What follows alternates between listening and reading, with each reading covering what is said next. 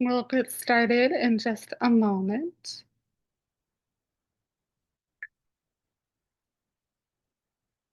Okay. Hello. My name is Sarah Hollenbeck, and I'm the co-owner of Women and Children First Bookstore in Chicago. And I want to welcome all of you for a celebration of the release of Unfit Parent, a disabled mother challenges an inaccessible world by Jessica Slice. Jessica, it's so good to see you again. I'm honored to be in community with you and witness the evolution of your work. I'm thrilled to be a part of the release of this paradigm shifting, life affirming, bold, and exhilarating new book that not only challenges society's assumptions about disability, but also challenges the systems that harm all families and all caregivers. So thank you for this book. Before we get started, I want to offer an access invitation. We invite all of you to make yourselves comfortable in your space. This event will also be recorded, and we'll make that recording available after the event for those who cannot join us or for those of you who cannot stay for the whole event. For accessibility, we've provided cart captioning and ASL interpretation. If you're using ASL tonight, we will keep the ASL interpreter spotlighted and make sure that your Zoom window is in gallery view. We'll also be providing visual descriptions of ourselves throughout the program as needed. And to kick things off, I'm Sarah. I'm a white woman with curly brown shoulder-length hair, and I'm wearing a blue mock turtleneck shirt today. And I have facial paralysis, so my face is a little bit still. My eyes are always a little bit closed, and my mouth is always a little bit open. So that's me, that's Sarah. I also want to offer a land acknowledgement. Though we are currently gathered together in a virtual space, Women and Children First and Access Living are located on the ancestral homeland of the Council of the Three Fires, the Potawatomi, the Odawa, and the Ojibwa Nation, as well as other tribal nations.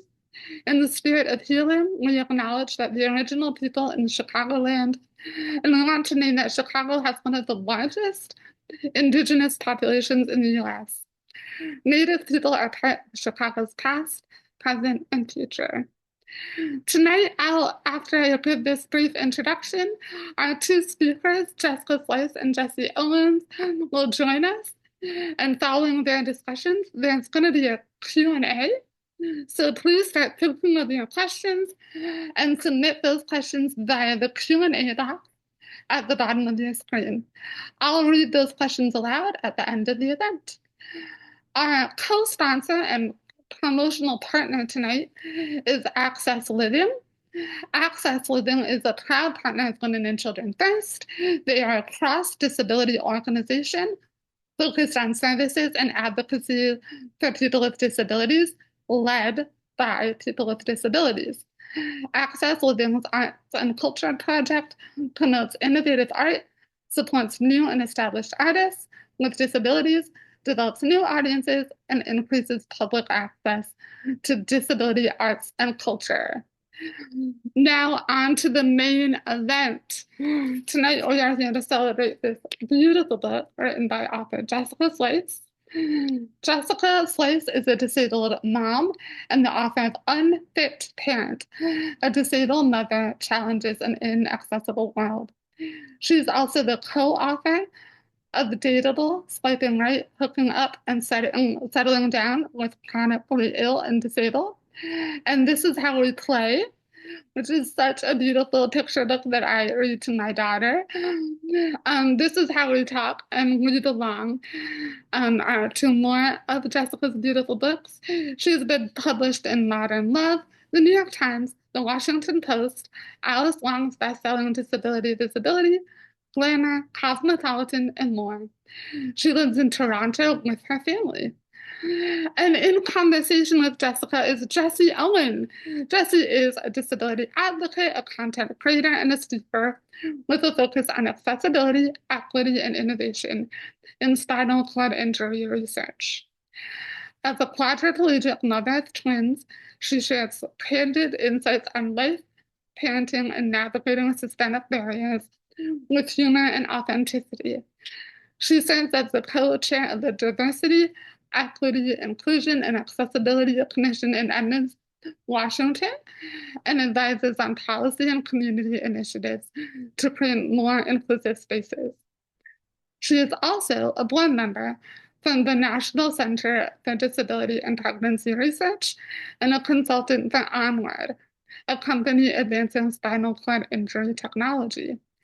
Her work has been featured in conferences, media, and advocacy spaces where she brings sharp wit and lived experiences to conversations about disability, healthcare, and social change. Please put your virtual hands together and give a huge round of applause for Jessica Slice and Jessie Owen.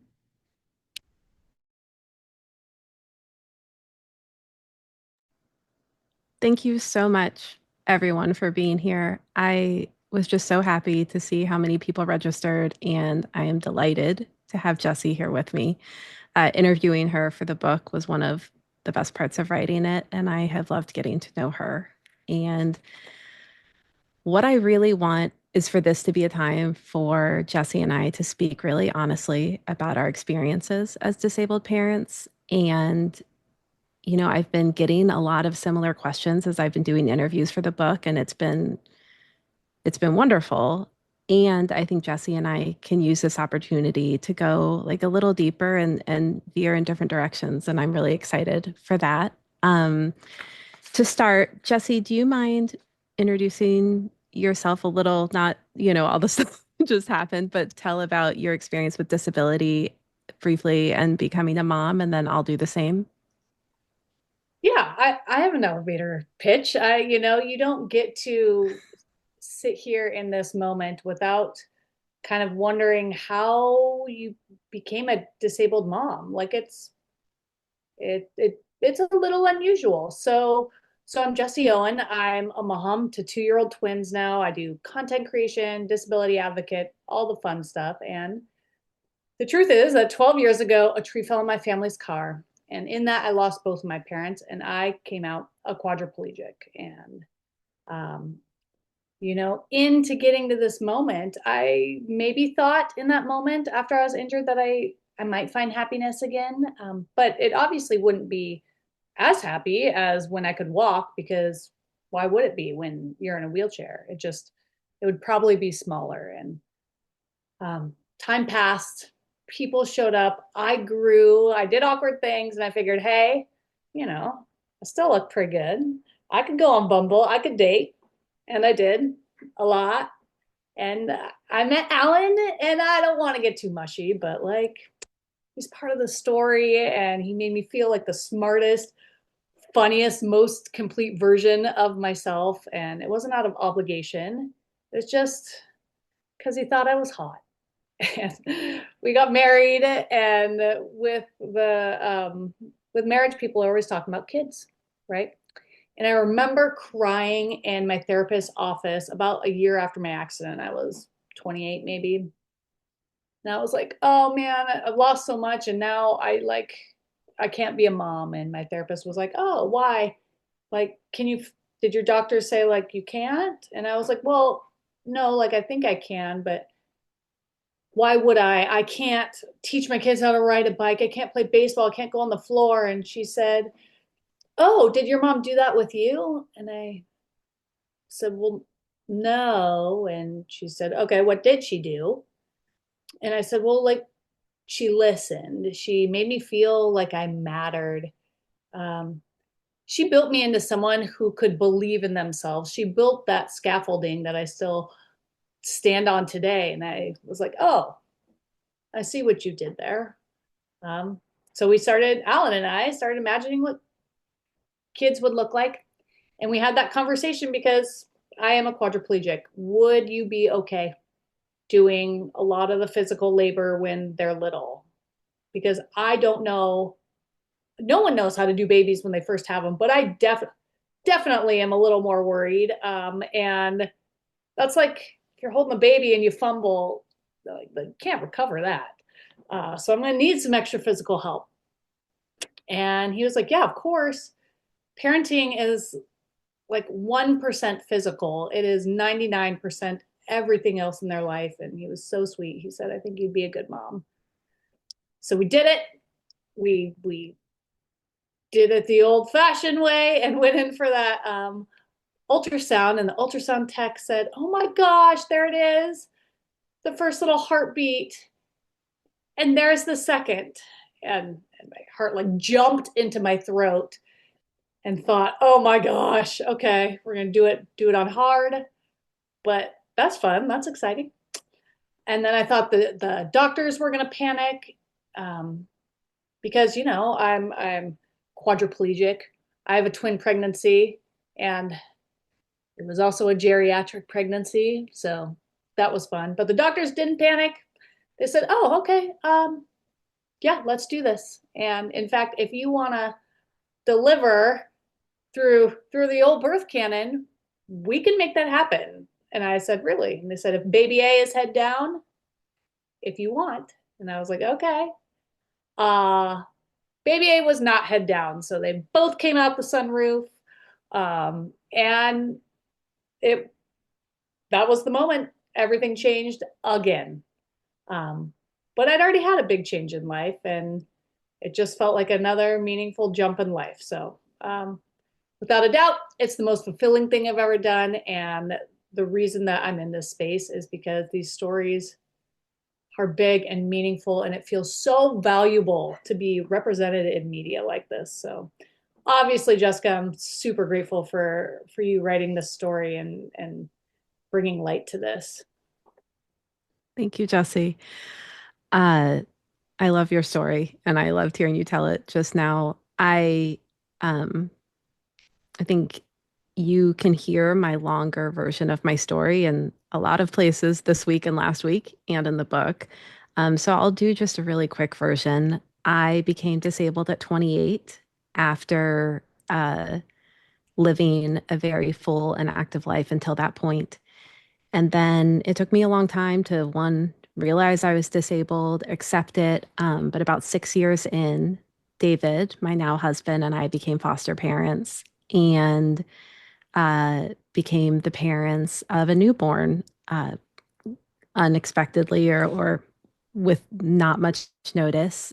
And it was when she was a few months old that I really started to learn about disability culture for the first time. And I started to put the pieces together that all these fears I had had in my 20s about what would make me an awful mom, that I would be so hard on my kids, that I would be such a perfectionist, that I would never be able to relax or enjoy it, that all of those had sort of been taken away by my own adjustment to disability. That disability had forced me to be okay with a slower life, be okay with more stillness, be okay with the fact that actually very little is in my control, which is not something I enjoy, but is true. Um, but still, for the first few years of parenting, I felt really embarrassed about my parenting. I felt like there was this view of a mom that I kept seeing in media and kept seeing from my friends and just kind of kept seeing in my mind of this like woman in yoga pants running around the kitchen, like doing a bunch of things and maybe going to Pilates class and dropping her kids at this place and doing there and then making these elaborate, uh, I don't even know what people do, No boxes, yeah. like leprechaun hiding things, or I'm like so distant from it, I don't even know. And I felt this embarrassment about my version of parenting, which is slower and messier, and we don't go that many places. And I wrote an essay about that. And then when I wrote that essay, I started hearing from so many disabled parents. And I started to realize that my experience of disability was actually part of this larger group of people that is like some of the most creative, kind, interesting, honest, beautiful people I've ever met. And I was like, oh, this is my community. I am so, so, so lucky. And so writing this book and taking what I've learned from that community and applying it, like, and thinking about disabled parenting, yes, but then also like, what could this mean for all parenting? Like, does parenting have to be this like crazy perfectionistic, individualistic, like isolated, intensive experience? Or can we, like, is there something a little gentler and more honest that we can all be participating in together? So what would it mean for disabled people to be invited to the table? And, you know, my argument, I think Jessie would agree, is that that we would all benefit from that. So our plan is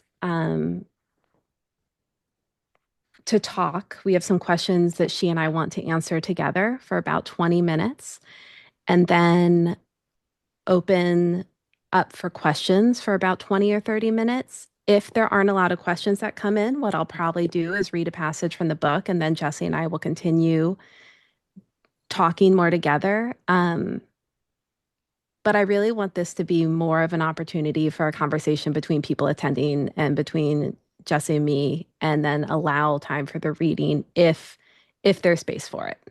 Does that sound okay for you, Jessie? Yeah. Okay. Yeah.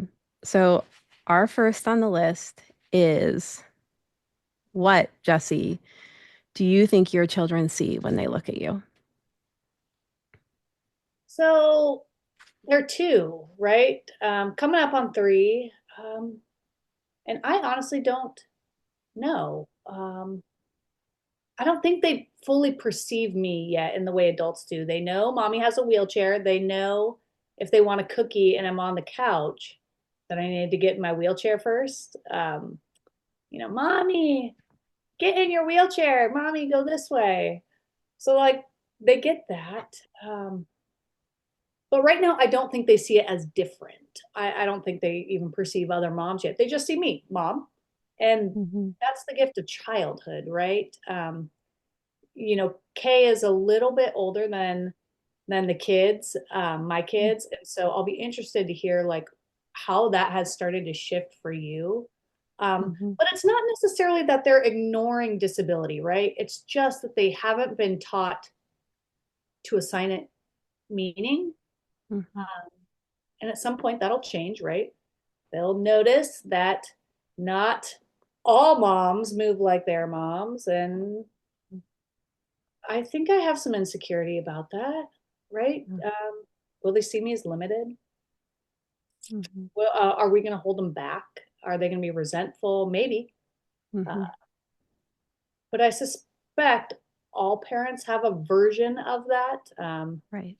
You know, I don't know, money, capacity to be there for them, any number of things. Our version usually just has wheels, right? Mhm. So I guess in their perception of me, if I'm gonna guess and grow and hope and be super optimistic, it's I hope they perceive me as a safe person and how I make them feel, Mhm. uh, and that they are seen and deeply known. I hope that is how Mhm. I'm perceived. And I guess if by the time they're teenagers and they have like clicked all of this, if they see us, their moms, as the Wicked Witch of the West, Mhm. then I think we did our job. I think that would be completely normal. So I don't know yet. Yeah. How old is Kay now? She is 8, and I have, my 1-year-old. And it's funny when she imitates me, she doesn't imitate my disability. She always says, "Hi, I'm Mama. I like yogurt and I pee a lot," which I guess is Yeah. true. And I don't know. I think she knows that I'm fragile, and she talks about that. Like, did that hurt you? Or um, let me turn off the light. It's like she cares, and I know people worry that disabled parents are having their kids be caregivers or caretakers, and is that healthy? And I don't know. I think there's a certain level of it that's certainly not healthy, but also, like, is it bad to raise kids with a sense of empathy? Like I have to think that is in part valuable. You were talking about how there will be things they resent, and I'm sure there will be things my kids resent about my disability. But I also think, like say you and I were high-powered attorneys and we were making our families lots of money and working long hours, like there would be things that our kids would be thankful for, like maybe really good vacations. And then there would also be things that they would resent us for. Like I think any parent is bringing, I mean, any parent's going to screw up their kid in some way. And maybe part of how, part of what our kids will have to get over is our disability, but maybe not. Um, the next question, Wait, and hang I'm on. I really, want to touch on something like really okay, quick that I want to get your opinion yeah. on here that I think is interesting, and I think that is ingrained in the disability community. We haven't really talked about it, but it is the idea of helping or not necessarily Hmm. caregiving for able-bodied parents, right? We Hmm. expect that their kids will do the dishes, that if their mom Yeah. says, "Hey, man, go get me a blanket," Hmm. that they put away their shoes, that scratch my back. I need some scratchies. Um, but I think that they're right. Don't we all? I don't know if that's relatable. But you know, like back scratches. I mean, okay. All right, I'll let it slide. Um, but there is this perception that if I kind of worry. I mean, in my own house, it's fine, but there is always this overarching um, thought of being perceived as a disabled person. Are people Hmm. going to look in and think that you are growing them to be caregivers, or you're growing them Hmm. to be responsible, empathetic, caring Right. people that perceive other people's needs? And so I just wanted to get one more thought on that from you.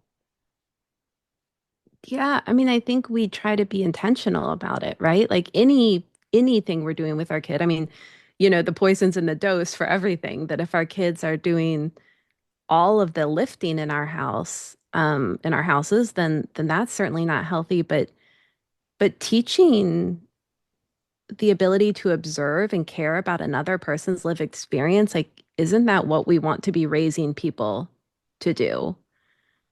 I hope so. Yeah. Yeah.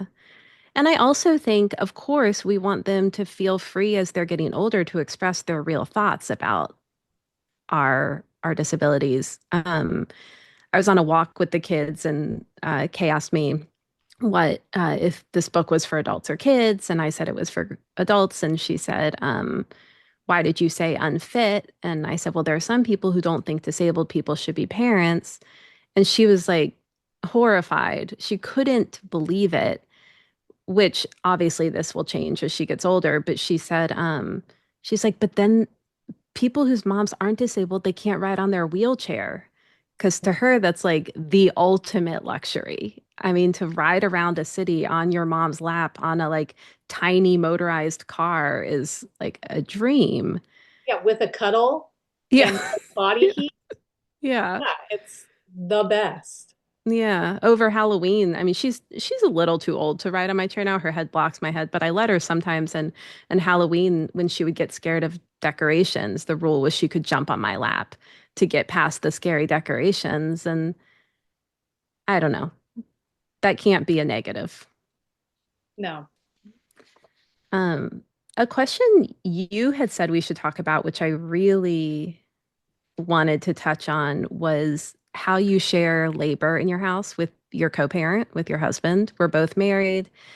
And I think our physical capacity really impacts how we divide labor in our houses. And, this is such a big conversation among people in general, particularly people in like cishet marriages. And um, just wanted to hear how you handle it and kind of share our experience.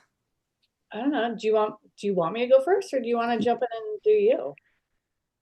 Okay, I'll go first. So, uh, Want to in hear? our house, I'm like the business guy. I do our money and our scheduling. I fold the laundry. I notice when things have holes and then I get rid of them and I get things that don't have holes. Um, I like manage the spreadsheet with all the chores on it because we're a real spreadsheet pair.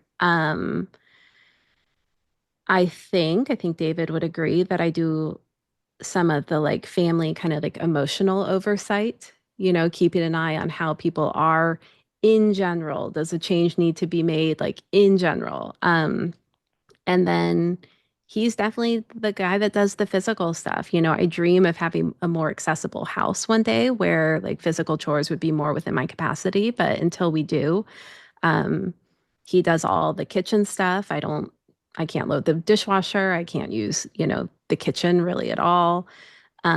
If we're all, together, I'm reclined on the sofa or reclined in my bed and he's, walking around doing stuff.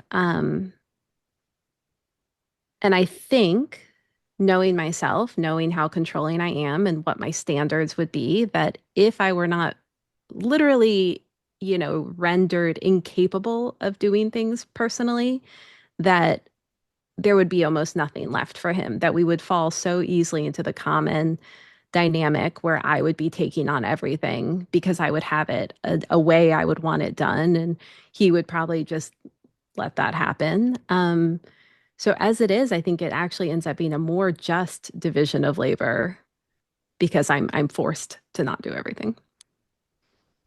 That's interesting. Like, I love this question because I am nosy. I love to be in other people's business. I want to know how your house works. I want to know how all your houses work and how your relationships work because it's interesting. And I think we can take the best parts of people's lives and incorporate it into our own.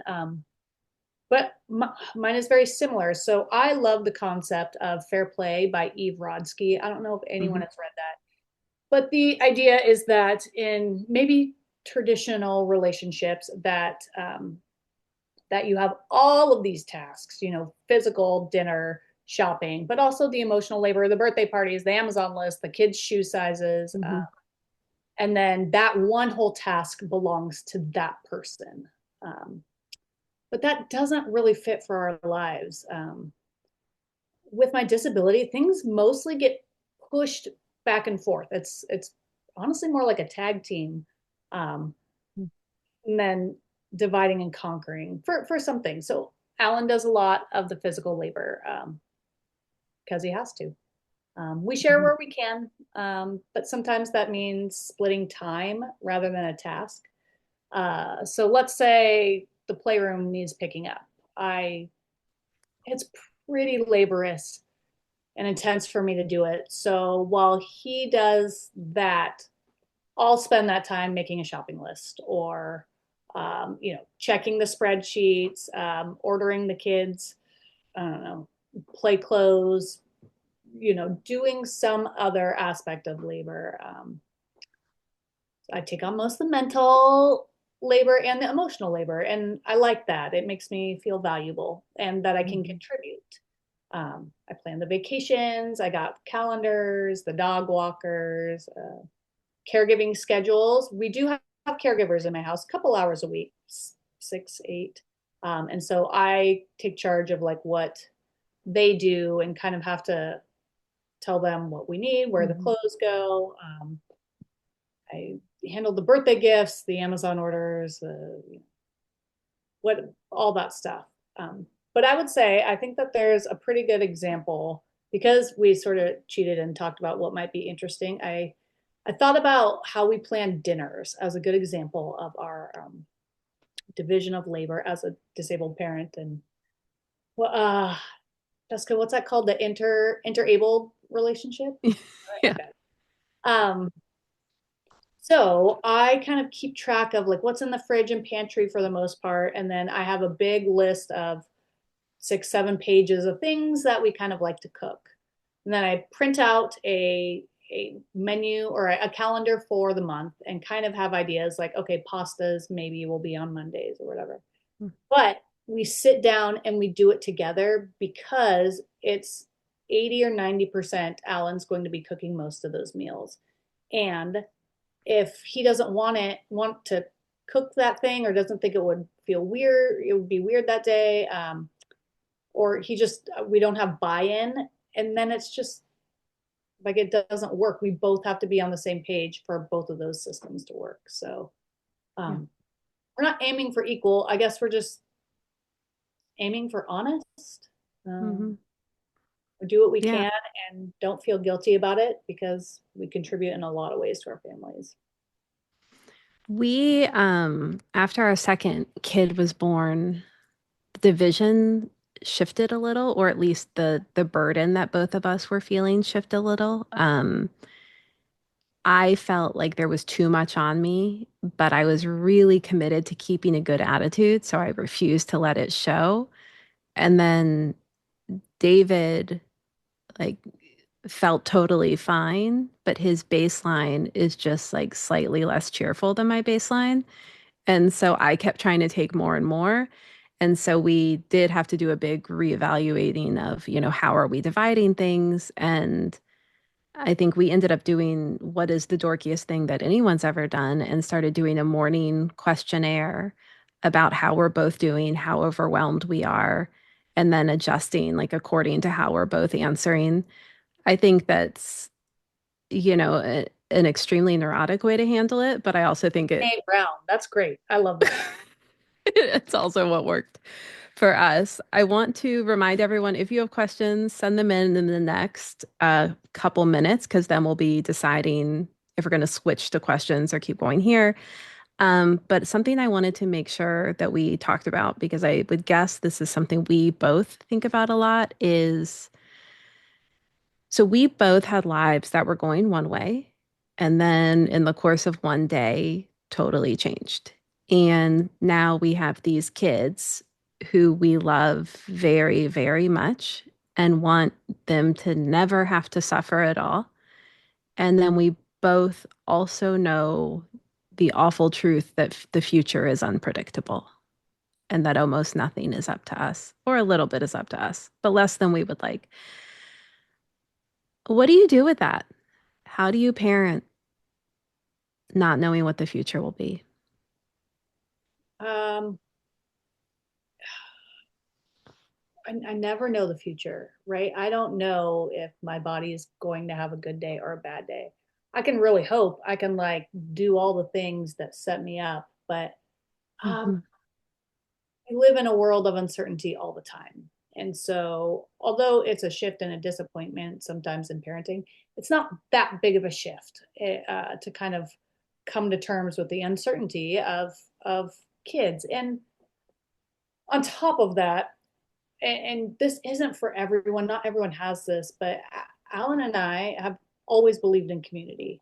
Um, we didn't want to do this alone, and not just because I'm disabled and I have to have, a village. We just believe in feeding into our community and our kids collectively. So, um, like the support doesn't have to be big or dramatic. Just like leaving Mm-hmm. a friend, leaving a parking spot available for you. Mm-hmm. And as the kids get older, we lean more into their independence, but building that village. And to be honest, building the village isn't always easy.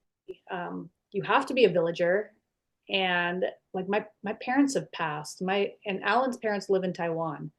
Our our parents are not part of our village, so we go out. We met our neighbors. I went to the mommy and me music class, um, and met friends, and then Alan made friends with the dad friends, and we go to the community things, and we like build into our neighborhood. And I guess that's one of the things that continues to improve and grow with us as I learn how to continue to be a parent.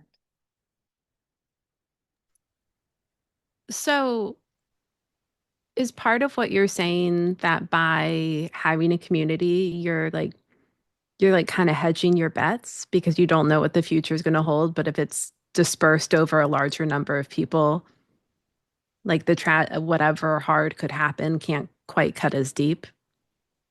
Yeah, actually, that's a beautiful way of putting it. And I think we see that as a disabled parent because, again, if I have a Mm-hmm. bad day and can't get the kids to school, Mm-hmm.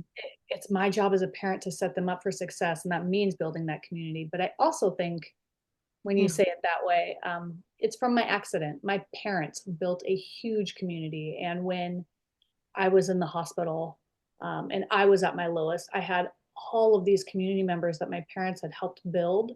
that I had been starting to build show up for me in my darkest moments and kind of picked me up so that I could be here. And I want that for my kids too. Someday I won't be here and I want them to have value and community as well. Yeah, So that I don't makes a know lot of. how has it changed, what's improved? How it's a big shift. Yeah, I mean, the way I think about the future is, there's this balance. Like, what I want so badly is for my kids to have like very good, happy lives where nothing hard happens. And I want our days to be easy.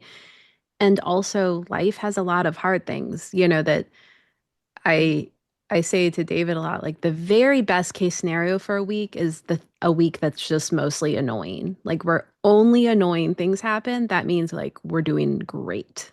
That is what we want. And I don't know, I think the tension between what we want and then what is real is like where life kind of is magical. That we keep that we keep striving for good lives, knowing that like they'll never be as perfect as we want them to be. And and then I kind of think on a smaller scale that becoming disabled and having my life change so dramatically, I'm able to enjoy days when they are like a lot hard and a little good, or even like a little hard and a lot good, but it doesn't have to be all the way good for me to enjoy it. That before disability, I thought all the way good was possible or even like expected, or that I should be able to get there. And that just like anything good is kind of enough is Are you enough. are you saying like on a family vacation, like it's still a perfect vacation if like you your rental car breaks down type situation and I don't know, they run out of bananas at the bar and there's a huge meltdown on it, but you're able to be like that was still a perfect vacation? Is that I don't know. Yes, exactly. So, like on Sunday, we met up with some friends to do an Easter egg hunt with the three kids. And of the three kids, my eldest chased pigeons. The middle child refused to hunt eggs. She only wanted to hide eggs and have both of her dads find them. And then our youngest ate dirt and then barfed. Um, it was great. That's it. Yep. Yeah. No complaints. Yeah. I think Yeah. being able to shift the perception of like Pinterest worthy Easters to like realistic, days have it sits well in disability because we Yeah. really had to alter our days, our perceptions of life. And our ability to endure like some physical suffering on a regular basis, I think. I think that changes you. Yeah. Yeah. All right. Well, we have a lot of questions and we have about 25 to 30 minutes. So, Sarah, do you want to do those and Jesse and I can sort of tag team answering? Sure, that sounds great. Oh, I hate to okay. interrupt the flow of your amazing conversation, but we have some excellent questions as well. Okay. All right. One attendee is asking, could you all speak about strategies to lift small children, especially with limited upper body strength and or from a wheelchair? I'm planning to start a family, but am having trouble imagining how it'll work when children are too small to climb up on their own. Let's problem solve, Jesse. Yeah. All You right. first. Well, so I have very weak arms and some nerve issues in my arms. Uh, I try not to lift from a very long distance. Like, I think there's a lot of lifting that you can kind of opt out of, if you do. So, if a newborn is in bed with me, which is, I think, a great place to have a newborn, you can have the changing table on the bed. So then you can just kind of shift the baby to the changing table. You can feed the baby on the bed. You can do almost everything in a bed. And so I try to just reduce the number of transfers. I think there's a lot of optional transfers when a baby is still really young. I don't think I don't think you have to go floor to changing table, floor to height chair. I think cribs are a tricky part, but there are also options for lower sided cribs. But I think Jessie, you're the one to really get into this because I think you had to do the most like equipment gathering and problem solving with this. Yeah, the truth is that these hands just don't scoop a newborn very well from a bassinet or even from the bed for me. I'm a quadriplegic. I move funny, and I worried I was going to squish someone, and I couldn't live with that. And so I asked for help, and that was mostly my husband. Now, with that said, I did I went double boppy on my lap or sometimes my breast friend, and then he could hand me the baby. When the baby was in my arms, we're good. So Mhm. sometimes the baby spent a long time in my arms because that is the less transfers. Uh, Mhm. if I was helping with diapering, clothing, which is super hard for me still, would use the bed because it's Mhm. big and I could, get a lot of space and it's right at what waist level. Um, and then we have an adaptive crib. It's way across the room and I can't, or way across the house now. My handle is it's Wheelie Jess, and on there I actually have a video that you can look at of what an adaptive crib looks like. It's kind of like a zoo. You like open Mhm. the gate and put them in, and close the gate. And my husband modified that, but they do sell them. They're kind of pricey. So expensive.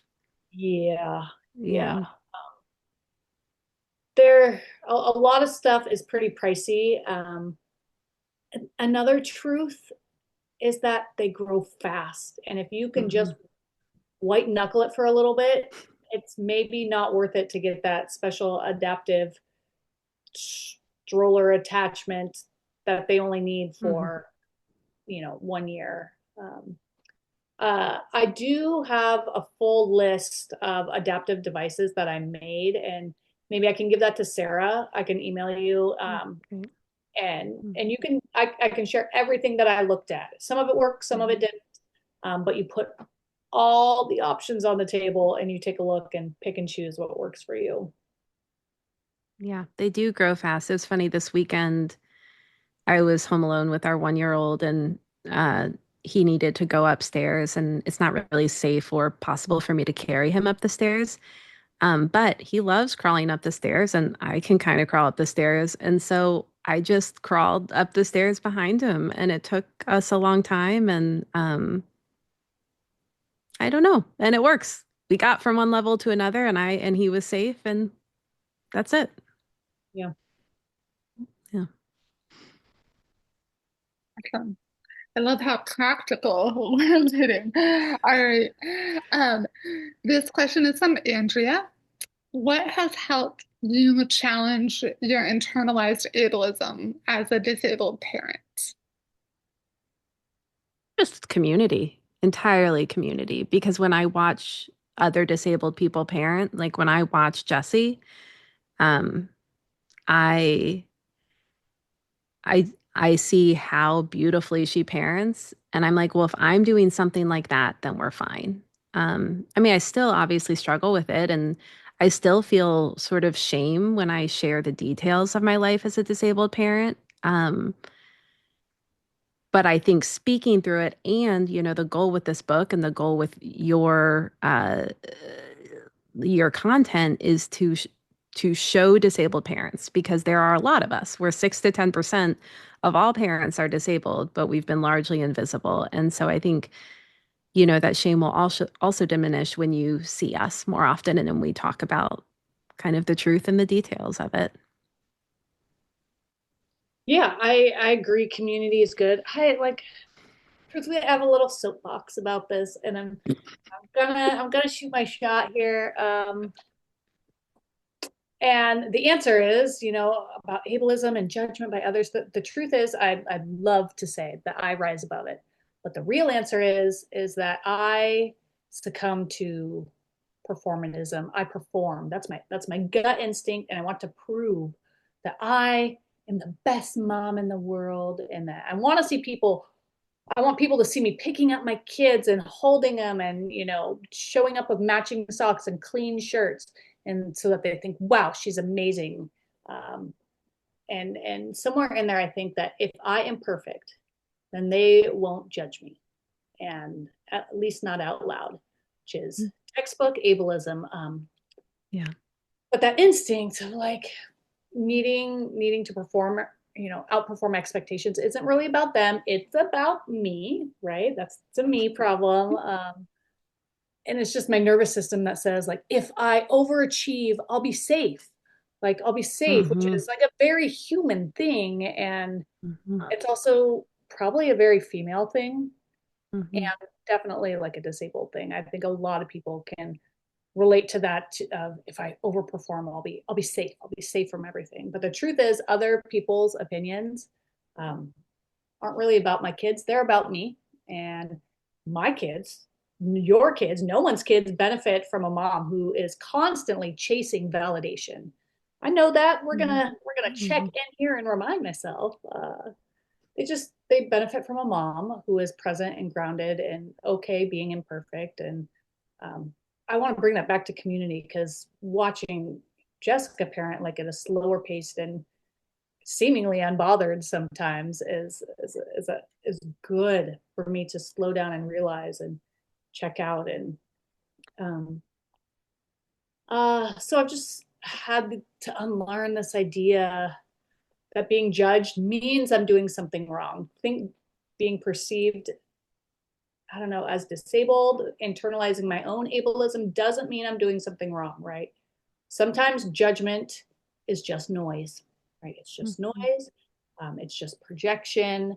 Um, yeah. And I guess we just pause, right? Is this feedback? Is this feedback or is this a fear that doesn't belong to me?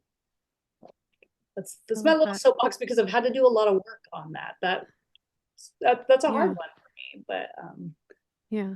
I love that, Jessie. oh, sorry, a little soapbox. This is building a little bit on that. How do you find other disabled parents locally? How did you find local community specifically? Oh, I've never done that. Have you done that? Kinda. It's Okay. hard. Disabled parents? Some. Okay. Well, Uh, then, yeah, you tell me. I mean, not like in my actual city around. Oh.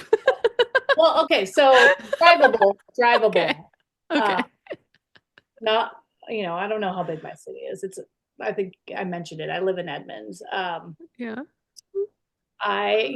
So you start with like finding members of your own community or disabled community. How did I meet the two? Just one of them I met at a therapy, like a group, like a physical therapy organization that I was going to. Um, I met her, and another one I met at like another wheelchair thing. We were in the same proximity. They Mm-hmm. weren't parents before, but now they are. But I don't know. They live 30 minutes away. We don't like get together really Mm-hmm. and do things. It's hard. Yeah. It's hard. You keep trying, I guess, is the answer. If Yeah. it's a And if you're a disabled parent in Toronto, yeah, hit me up. or Seattle, So we had this so we could try to make friends, right? yeah. Yeah. Okay. Cool. Um, this question is asking about that questionnaire that you were talking about, Jessica. Can you share more about how you created the questionnaire? I do much of the mental load for our family, and my partner does much of the physical aspects of parenting. However, my partner doesn't see what I do as valuable compared to the physical load that he carries. So the questionnaire is not a detail of the actual tasks. We have made that spreadsheet before, and I think the Fair Play book goes into this more of like what are all the tasks and how should we divide them. This is a more, and my husband made it. I was the one who had expressed some dissatisfaction, and this was his response, which is a lovely response. And it was, how overwhelmed do you feel? What do you need? Um, how happy are you? Uh, I guess this is embarrassing, but how loved do you feel? And it was a way to get a daily check-in on if someone was feeling totally, oh, I think one of the questions was, are you burned out? And a lot of them were 1 through 10. And I think the idea is to check in daily for us. I guess it would work weekly. There's other ways to do it, I'm sure. And he did I think it's a Google questionnaire. Maybe he's listening and will write in the comments. Um, but I think the goal was that so we didn't have multiple months pass where one person's getting more and more resentful and the other person's like floating along. And he also imports the question answers directly onto a spreadsheet. So we Oh can my go to a God. spreadsheet to track the trends over time. Is it color coded? No, no, Oh, because that shockingly. I've really blown up his spot. would. But that has been good for us because it's running a household is so much work. And I think it's really easy without clear communication to build up resentment or guilt. How do you cope on days when you have bad health days or weeks or months? How do you juggle parenting when you get very ill? I'll start this one because I may be wrong, Jesse, but I think I have more health swings than you do. Is that? For the most part, yeah. Um, I think it's really hard. And I think it's really disappointing to not be able to show up for your family or yourself when you want to. I think telling the truth about that is the first thing to do. And then I also think telling the truth to your kids is important in the doses that they can handle. You know, it's like when we talk to our kids about sex, like you don't tell them everything. You tell them what they asked and no more. Um, maybe a little more. But I think the thing that really messes a kid up is when their lived experience doesn't match what their parents tell them is happening. So if I'm having a hard health week and I don't tell my eldest child and she's observing it and feeling like I'm grumpy or quieter or not spending as much time with her, she'll start to wonder, did she do something wrong? Or if I say everything's fine, then she'll think like, is my perception of reality wrong? And I think that's the thing that gets inside and messes you up. So I think like I think the first thing is to tell the truth to yourself that it sucks, and then tell the truth to your kids that what they're observing is really happening.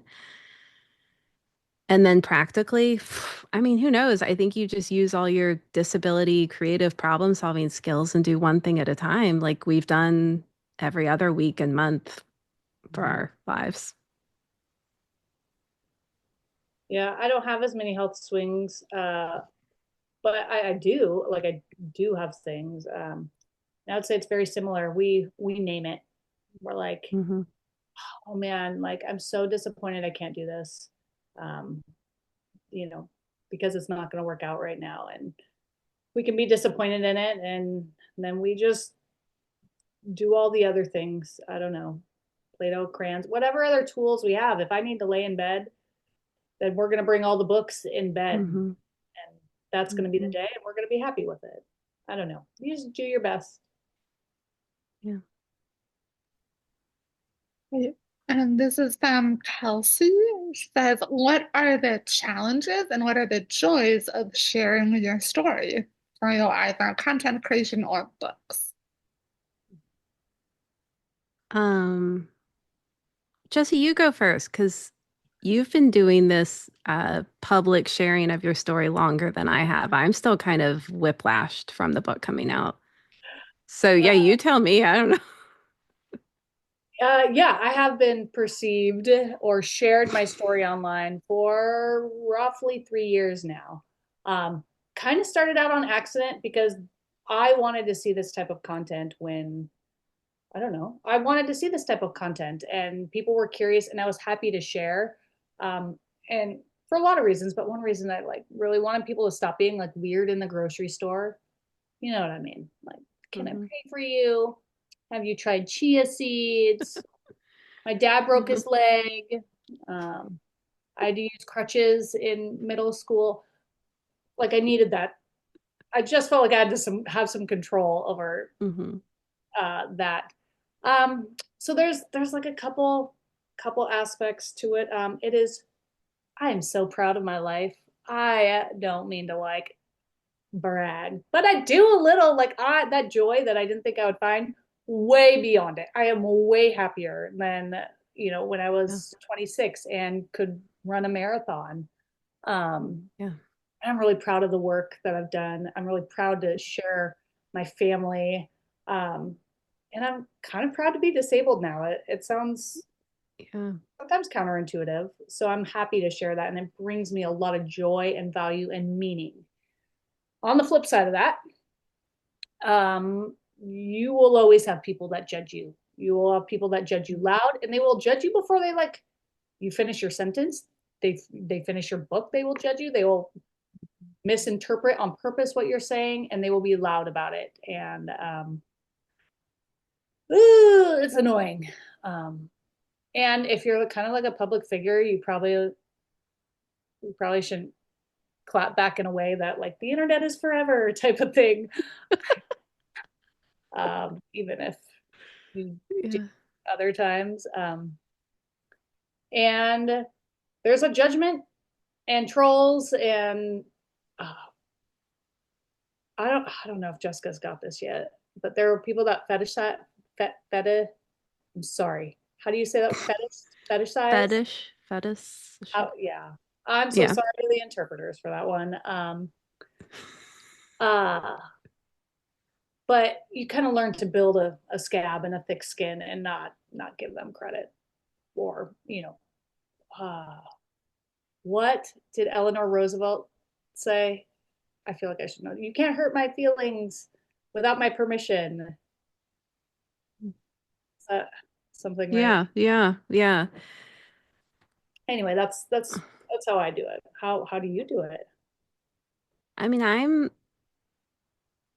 new to it. I've been writing, but this book and doing publicity for the book is definitely the most out there I've been. And there's this real balance of like, God, I want so badly for people to read this book because I worked so hard and I wrote all these things in it that I really, really mean and that I really believe, and I want people to read it.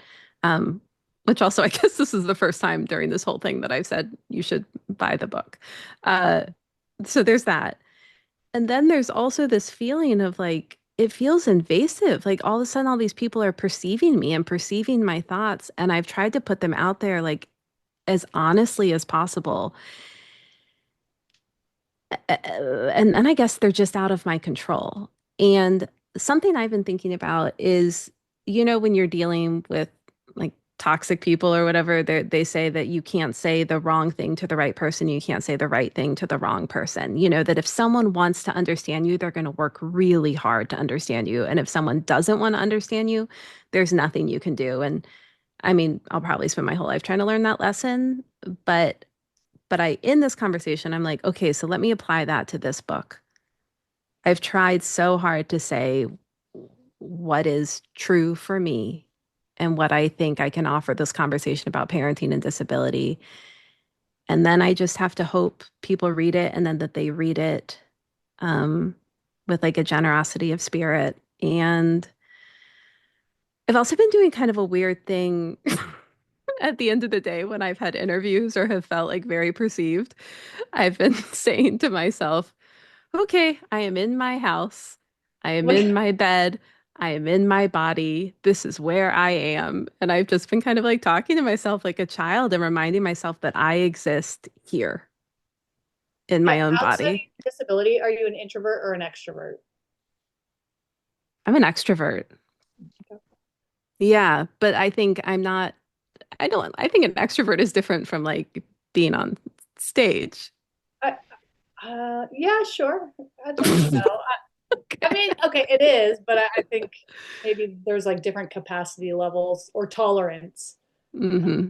for days like that where you are heavily perceived or engaged. So Hmm. I was just curious. Yeah, I mean, I don't, yeah. Okay, Sarah, how are we doing? Do we have time for any more?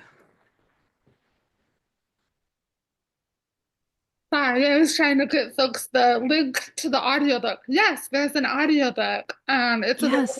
on Libro FM. Libro FM is this amazing platform. You don't have to order from Amazon. You can support an independent bookstore and still get the audiobook, and I'll put the link in the chat. Um, so I think this is and I think we have time for two more questions if you're up for it. Definitely Yep. still You some. good, Jesse? I'm good. All Okay, right. so Kim is saying, I want to be supportive and respectful of others. What is the best way for a person without a disability like me to offer help if I see a parent or guardian, a disabled parent or guardian in public who seems like they might need help? Is it okay to ask?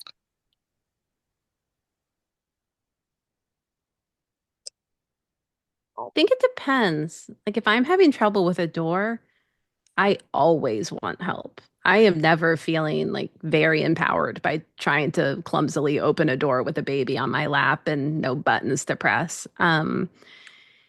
If I'm trying to like adjust my baby in his little belt on my lap, I would feel pretty weird if a stranger offered to help. If a friend offered to help, I would be thrilled. Um, Gosh, I don't know. How do people decide if it's weird or not to ask? Jesse, what would you say? Um, so sometimes it is weird, but here's what most people with disabilities get really good at, and that is asking for help. Yeah. So if you like kind of are in my this you maybe you like sense trouble and you just kind of like not in a don't be creepy, but just like within 6 to 10 feet. If I'm trying to grab my kid's hand and he goes onto the wood chips and I need him back, I might turn to somebody in the community, which is probably you at the playground, and say, "Hey, could you bring him to me? Could you grab his hand and walk him over Yeah. here?" Or if I'm looking for wipes in my purse and it's stuck and my hands aren't working, I might look up and look around for help. And if I make eye contact, we're good. But if I'm like handling my business and like trying to pull my kid's pants up because he, I don't know, peed on a tree, and I'm handling it, like I got it. But I think most disabled people are really good at asking for the help that they need. Although I don't know if Jessica has that same experience. Yeah, now that you say that, I will ask anyone for help in public. Yeah, I'm very willing to ask for help when I need it. Yeah, just Uh, wait for that eye contact, you know. yeah, I mean, it's nice when you're available, but I'll say it. Yeah. Same. Okay, great. Um, so our last question, that was in the chat and seeing over here, it says, how do you talk to kids about your disability? You've talked about this a lot, but if you could go into, this person says, I've always been pretty honest, but with the last episode, I found I have to watch some of the words I use. On trying to explain exhaustion is hard. No one understands. Is there a way to help little adults understand? So I Jim, think the this is question your is time to shine. asking, Yeah. You have a children's book, you get exhausted. This is your moment.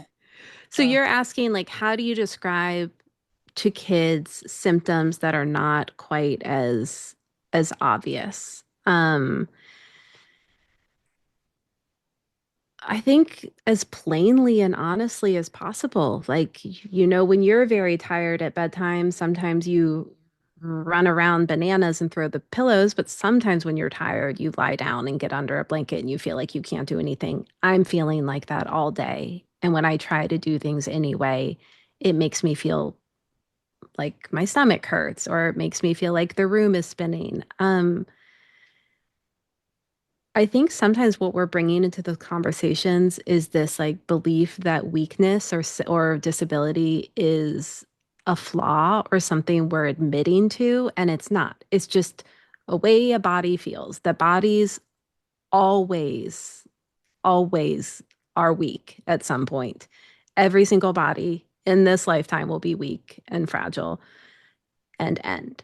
And so describing the reality of an experience in a body, it's a morally neutral, it's a value neutral thing that you can feel sad about. It doesn't mean it has to be value neutral to you, but it is that in like a larger sense.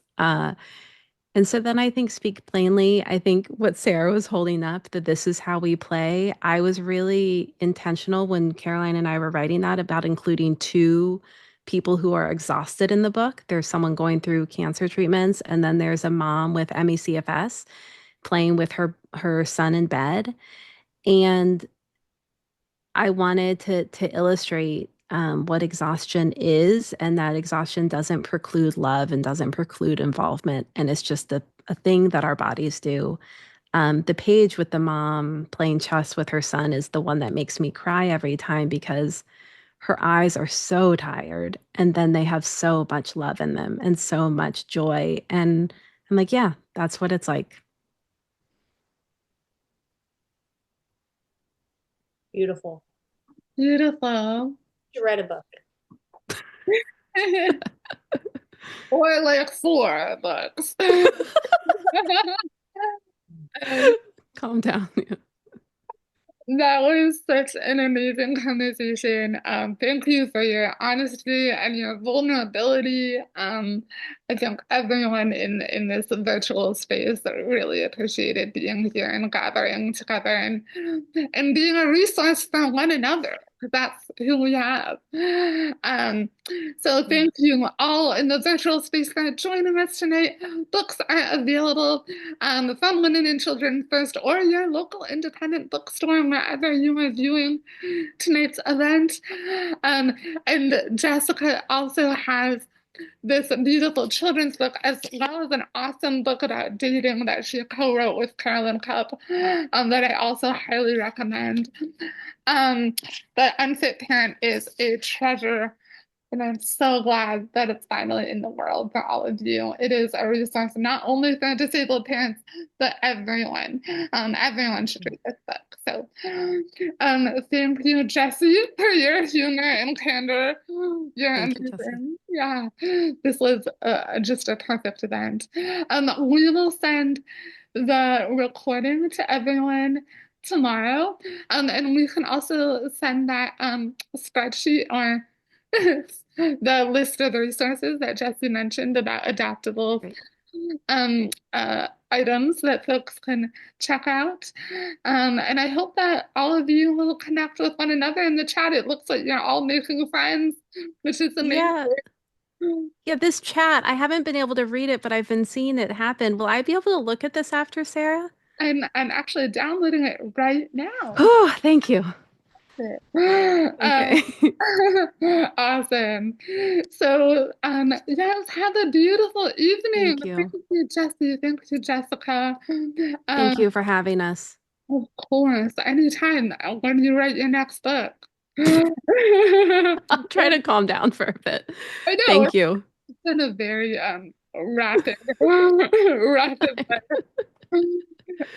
Awesome. All right. Well, have a beautiful evening. Thank Thank you. you. Thanks, everyone.